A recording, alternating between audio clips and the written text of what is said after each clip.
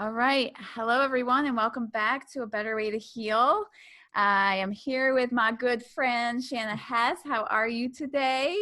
Doing well, sweating a little. It's a little hot over here in Pennsylvania, so Yes, I know finally. summer is there.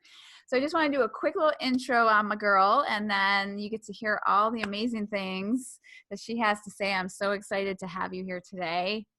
So Shanna is a speech language pathologist and a health coach focusing on helping stressed out women learn to love themselves so they can find personal freedom. This other piece I truly love because I love kombucha. She runs a small kombucha business called My Sister's Kombucha, and you live in rural Pennsylvania in a super small town, Benton, which I need to come visit. Even though I'm in Texas, when I'm in New York this summer, I'll come and visit you. And she's a mom of 3 and a wife. And a self-proclaimed gut health nut as well. The gut too. So what else do my peeps need to know about you, Miss Shanna? Oh, geez.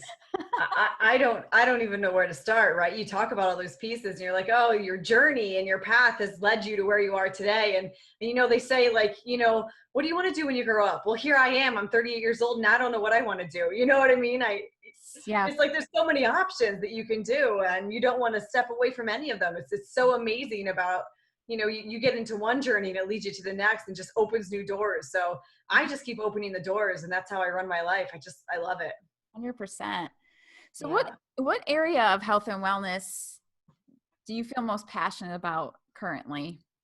Most passionate about definitely speaking to women and their confidence and kind of getting more of their hormones balanced so that they can really step into who they really are and live a life of purpose. So I know for me, if I go way back, I can remember being a college student walking through campus, and even in high school, I mean, it goes way back, to where like I would just look at my feet and I didn't want to look up. I didn't want anyone looking at me, just very self-conscious and worried about things that, in hindsight, looking back, I'm like, why was I worried? No one cares.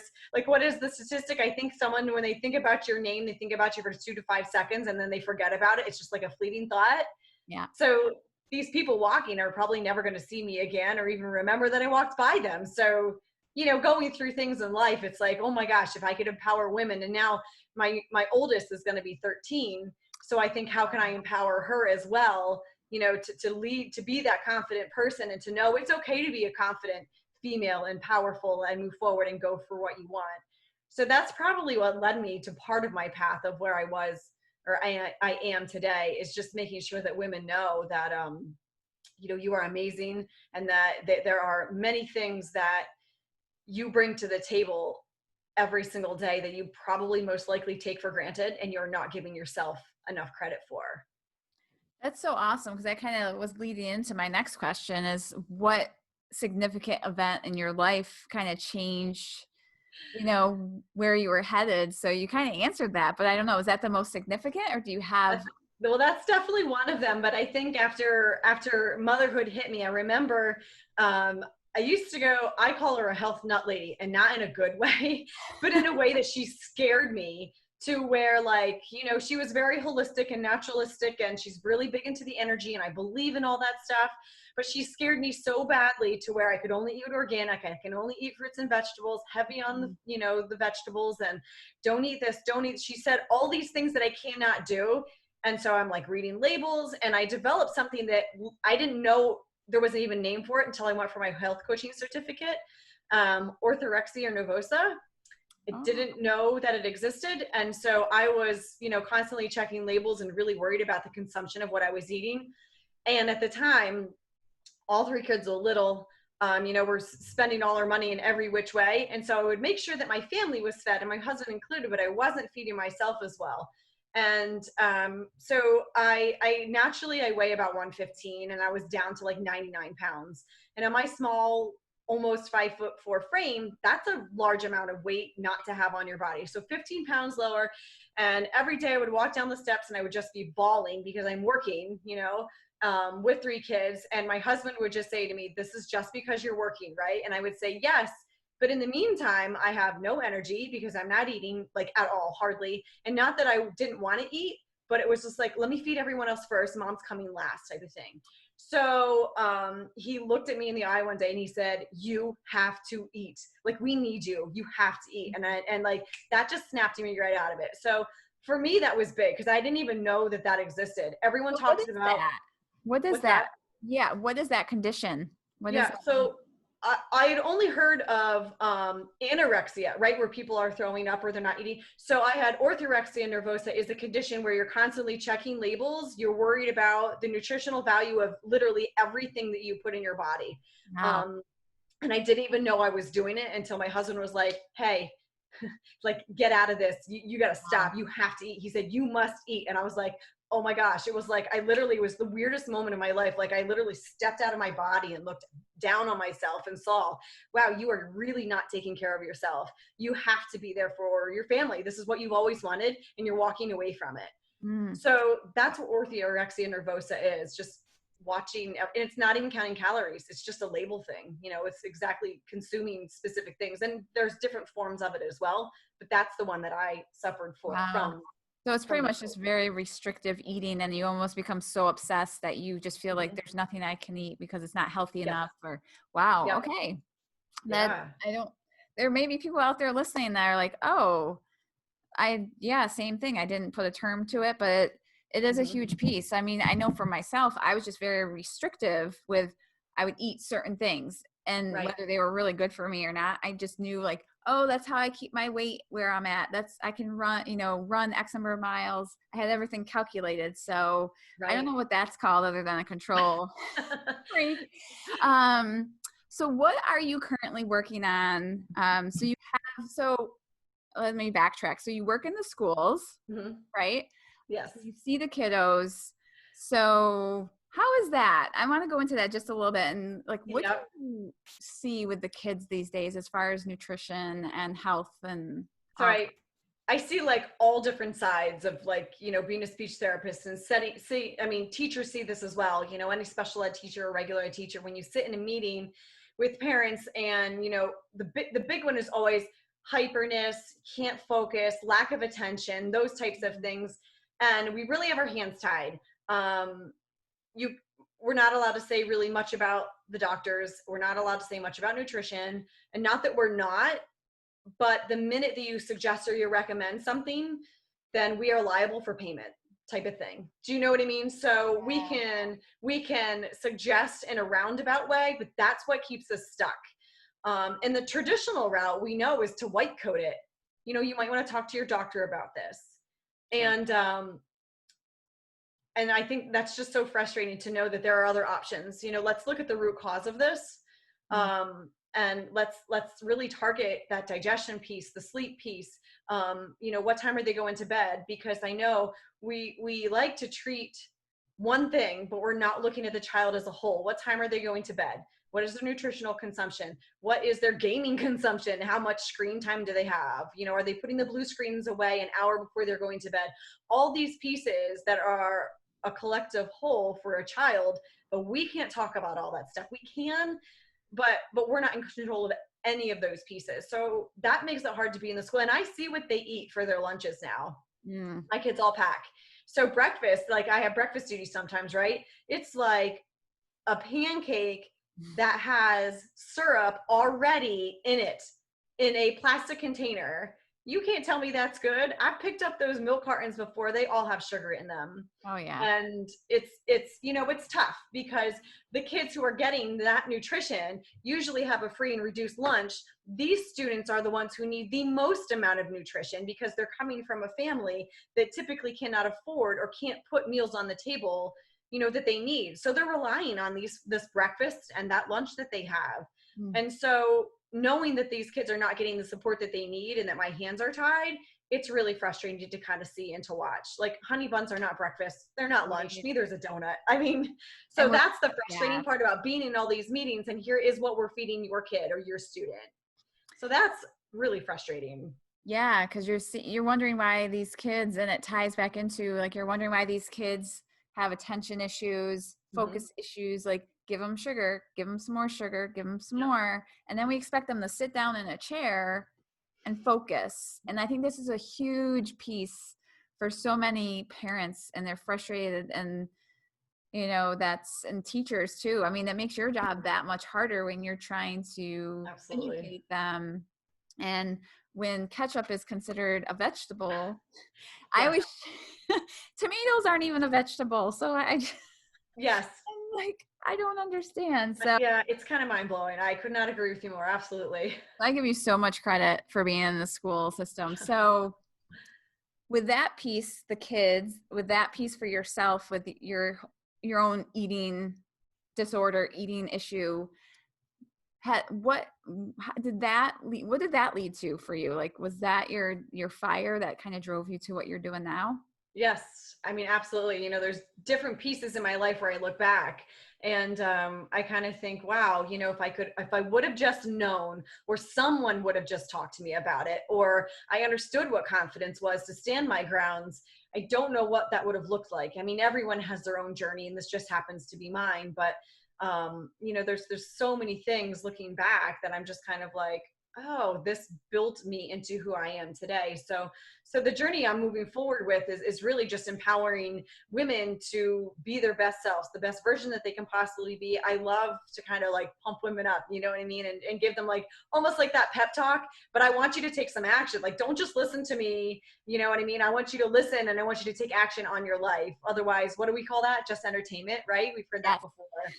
So Yes. don't listen for your entertainment, listen for your growth. So that's just so important, and really got into gut health. That's the big thing. Um, my grandmother studied nutrition since the 70s. I talk about her quite often when I am talking.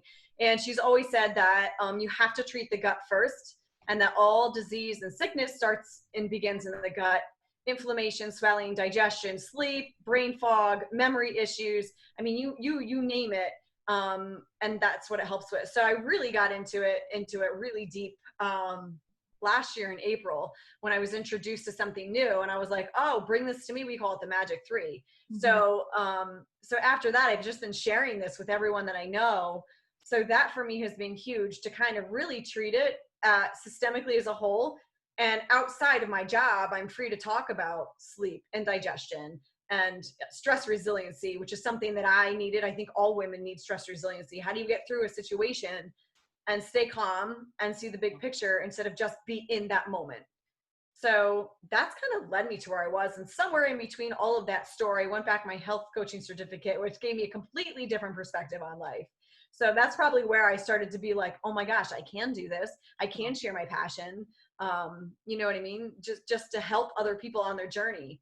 And So you found a that's huge. solution. You found a solution. I keep hearing this, especially lately. And we spend so much time focusing on the problem, which, Mhm. okay, it's good to recognize it. That's like the first step. Yes. But what are you going to do to Right. solve it? Yep. And it sounds like you have found a missing piece for your business. Like, I know we're in the same company together, Mhm. and I know for me it was a missing link. Like, how do I talk For to people about sure. gut health, which is the problem, but then I'm like, but I don't have a good enough solution to give you right now, but now I do. And that's just so exciting Yeah. to be able to help people with their sleep, with their And stress. when it's packaged so nicely that you don't have to think about what you're doing. I mean, before I was like, take this, take this, take this. I mean, I was all over the place. You know what I mean? I know this is going to help with this, but now we've got this nice package. You can just say, hey, this is what I'm going to recommend for you to start. And then we've got some other things that you can add on to help with your specific, issues that is going on. So it's a no-brainer for me to get into it. It's what I've known forever. And when I heard that it even existed, I was like, yes, please let me help people through the use of our Magic 3, and really surround them with who I am. Just trying to, raise women up. And you do. Oh my God, girl, your energy is amazing. Like, when you talk about mindset, gut health, um, so many things. And Yeah, I'm trying to do a really good job of slowing my rate of speech, because when I get excited, I talk really fast and then I get cold and shiver. So but you're recognizing that, right? And I do the yes, same thing. It's like, whoo, I went so fast, and now I'm having like these hot flashes. Like, yeah, what is exactly. that? Yes. So when you think about, because it's huge right now, we're in the year 2020, and we all Mhm. know what that means. Um, What are you finding? Are you finding mental health or physical health or both? Like, what one are you finding to be the most beneficial to focus on for better outcomes? I think for me personally, and this might be different for everyone, in my earlier years, because I was an athlete, all I did was focus on that physical piece and I never worried about the mental piece. I never thought about it. Like I thought about metacognition, I thought about thinking, Mm, and I feel like I did have a really good perspective, but I definitely was not in tune with my whole mental piece about how I was talking to myself, how I was treating myself. I didn't think as much about foods as I do now. Very specific supplementation that I know now is really getting me to my 10. I mean, I think I was probably a 7 before. So I definitely think it's a mix of the physical and the mental, but I think the mental piece is being overlooked. And mm, I think that they have separated them so much that they need to mesh the two. So like physical and mental definitely go together. And I don't know how you honestly separate the both of them, because I think for you to be at your 10, you've got to have that physical part and you have to have that mental part. So there might be a strength or a weakness in one person rather than another. But at the end of the day, for some people, you have to get off the couch. How are you going to get off the couch if you don't have that mental fit? You know what I mean? That mental ability. So it's almost like that mental piece is a little bit higher because you've got to get yourself motivated enough to want it so that you can do those things you need to do to be at your best. So all the while, I think they kind of do definitely go together. I think that mental definitely is a notch above the physical, because without getting your brain straight, you're not going to have the motivation to do those physical pieces. mm-hmm. So I'm definitely going to have to say the mental goes a little bit higher than physical, but at the end of the day, they go together and they should be balanced. Yeah. But definitely, I could not agree more that the mental is definitely overlooked and we don't talk about it enough. And when we do talk about mental, I think people think severe anxiety, severe depression, you're really low. And that's not what it's all about. I don't think I was severely depressed or any of those things. I think I was at a 7, but I was definitely missing a piece for the Yeah. mental wellness perspective or continuum. And what I found is that, through focusing on the gut, and I've just raised higher. And I couldn't be happier, because it's definitely gotten me where I am today. I remember standing in the kitchen, and I think I've told you this before, but I remember standing in my kitchen, and all of a sudden I stood there, because I live in my kitchen, 3 kids, I love to cook, all those types of things. And I thought, actually, even my computer is there. It's like my office is in the kitchen too. And I just said, I said it out loud. I go, holy shit. I'm like, this is what it feels like to feel really good, because you can handle everything. I'm stress resilient. You know what I mean? So like, I've learned to focus on one thing, and then the next thing, instead of doing 5 things at one time and getting nothing done. Yeah. So Yeah. it's been just an amazing journey. And that's really been the key that has set me over the edge to get me to where I want to go to be at my best. Yeah. And I know exactly what you mean. I mean, being an athlete too, I wish I had this piece back then, because I used to get so Oh my God. much anxiety before a race or an event. And I'm like, Yes. if I could just channel this in the right way, like push me forward, like make me run faster. Yep. So, and in life now, it's just like, stress is going to be there, Mm-hmm. but it's how we react to it that Yes. is the game changer for me. Yes. Um, so with the people that you work with and the people that like, what do you think, like those high performing, like 1%ers, like what are they doing differently from everyone else that's leading to success, whether in business and just in life in general? So here's my answer. It's a short one, but it's that they've decided. And I think like you're presenting with all this information, but they've decided, right? Mm, And their motivation is at an all-time high, and they're treating themselves how they need to treat themselves to get there. So they've put all the pieces together, the mental, the physical, they're on that continuum. And I truly believe that if you are that 1% and they're reaching those goals that are like extremely high, they've got it all together, and they found that missing link, and they found the key of how to keep that balanced, but yet how to move forward to get even higher at a higher level. and that's just being mentally aware. Absolutely. Mentally tough, resilient. I keep saying resilient because that's my story, but Yeah. you have to be able to tell yourself that you can do it and then push yourself to that next level. Yeah, I love that. Well, first I want to thank you so much for being here. I have one more question, but also and I'll have you share this with me too, so I can put it on my show notes. Where can people find you on social media and just like, because you have some amazing, I love your lives. Like you get so pumped up. It's so fun to I watch. do. I get a And, little excited. I need to talk a little bit more about your kombucha company. So I want you to share. Yeah. So, so a couple years ago, we started a kombucha business.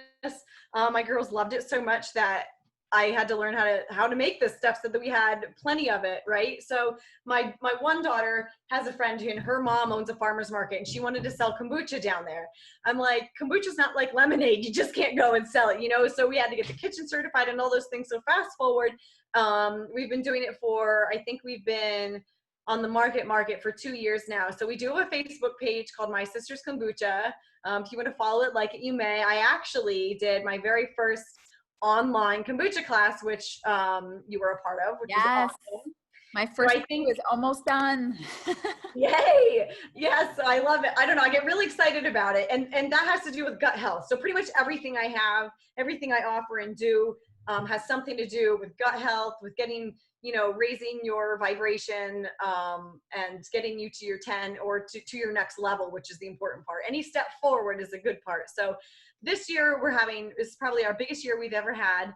We're selling a bunch of different places. So we're just excited to move forward with the kombucha business. So, different types of probiotics and strains and stuff. So it's just good stuff. We're excited. I love it. I love it. So to finish up now, because I had to your kombucha is great. And I am so thankful that you showed me how to make my own. I'm crossing my fingers and mine turns out. I hope so too. But one of our friends asked this on a few of her videos and I kind of stolen it, but what is one thing that you know for sure? Our girl Shanna. One thing? Or whatever. Okay, I got it. So I'll tell you the one thing I know for sure that I learned, because we're all kind of on a journey, right? Well, I'm kind of started my spiritual journey as well. I always went to church as a little kid, but my mom played the piano, so I was all the way in the back by myself with my brother. And so it just wasn't a really good, comfy experience. I was around all these adults I didn't know. So recently I've started picking up a Bible and doing some studies. And one of the things that I just sat in my bed and I literally was like streaming tears, was basically that you are put here for a purpose as yourself. No one else can fill your shoes but you. And so it is it is up to you to be the very best self you can be. You are not here. You are not made to be anyone else but you, as the most individual that you are. And if you try to be something that you're not, it's going to be difficult to fulfill your purpose and your journey. And so just by coming and stepping into your own and being your very best self and your very best version is my number one thing. So yeah, because the minute you compare yourself, that's just the root of all evil. So if you are just as loud as you are as being yourself, I think that is just all that you could ask for, so that you can step into your purpose fully and just be comfortable in your own shoes. So that's my number one thing that I know for sure, is that everyone just can be themselves and be the very best version, because your journey, it might be exactly what someone else needs to hear. So yeah, just be you. And usually I end all of my lives with, know that you're loved, because everyone's awesome. And I think sometimes we downplay that you have a journey and we try to be like someone else because this worked for them, instead of being like, wait a second, this is me. I'm just going to do it. So yeah, that's one thing I know for sure. Well, you are a gift, my dear. It's been a blessing to have you in my life this last year plus, a little bit over a year. And I look forward to so many more amazing things. So thank you so much for being here. And yes, thank you for having me. Yeah, my pleasure. And until next time, everybody, be happy, be healthy, and I'll talk to you soon. Hey, thank you so much for tuning into this episode of my YouTube channel. If you loved this episode, just click right here to subscribe, share it with a friend. Also, if you want to check out any of the other episodes of my season 2.0 of A Better Way to Heal, just click right here. and you can do just that. So until next time, be happy, be healthy, and thank you for tuning in.